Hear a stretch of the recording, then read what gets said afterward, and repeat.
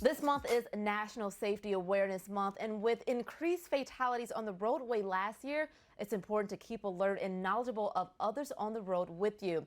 Back with us is Brad Kendall of Kendall Law Group, LLC. Good morning and welcome back. How are you? Good. Thank you for having me again. Happy to have you here. So 2022 saw the highest rate since 2006 with over 1,000 deaths.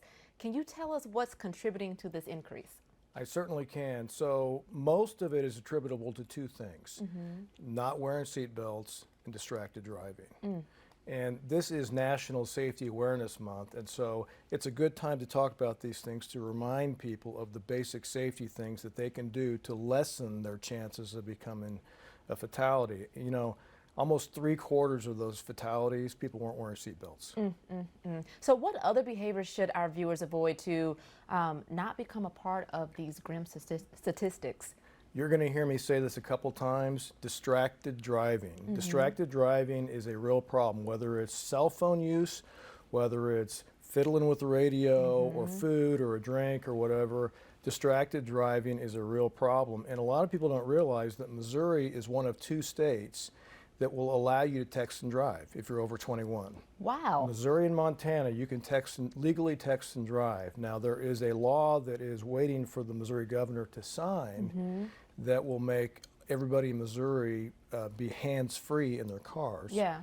But Kansas isn't hands-free. Kansas doesn't allow texting and driving. But so much of these problems with accidents are related to distracted driving with cell phones. Wow, I just learned something new today. So aside from avoiding these dangerous behaviors, what else can our viewers do to stay safe on the roads?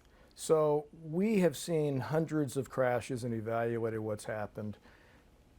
Defensive driving is really, really important. And again, that gets us back to don't drive distracted, but drive defensively, which means look out, be observant, don't tailgate, pay special care around semis and around motorcycles. And if you do that, you're going to lessen the chance of being in a wreck. Now, unfortunately, you can do everything perfectly and still be in an accident. Yeah, I was just going to say that no matter how safe we are, there's always a risk of being in an accident due to someone else's negligence. Can you explain the importance of uninsured and also underinsured? Yeah, so about half of the wrecks that happen are caused by people who don't have adequate insurance. They either have no insurance, they're driving illegally, because in both Missouri and Kansas, you're required to have liability insurance, which means that if you cause a wreck, your insurance company will deal with the person you injured. Yeah.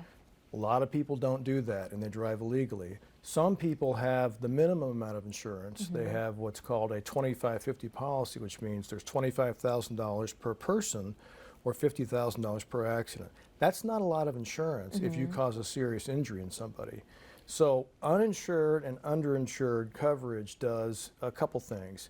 So if you have, and you're required in both Missouri and Kansas to have uninsured motorist coverage, but you're not required to have underinsured. So if the person that causes your accident has no insurance, you look to the uninsured motorist coverage on your own insurance policy.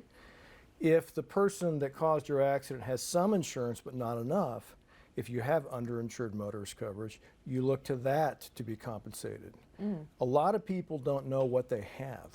And so I recommend check with your agent, find out what coverage you have.